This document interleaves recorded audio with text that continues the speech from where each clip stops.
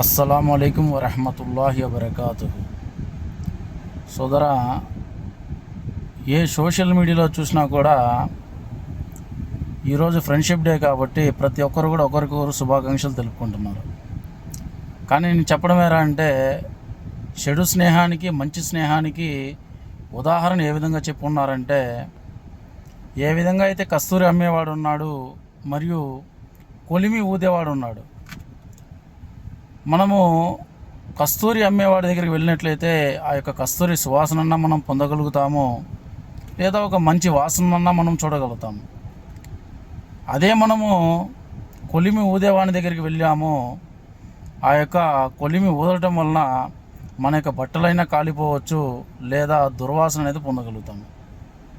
కాబట్టి సోదరా, మన యొక్క స్నేహాన్ని మంచి స్నేహాన్ని ఎంచుకోవాలా.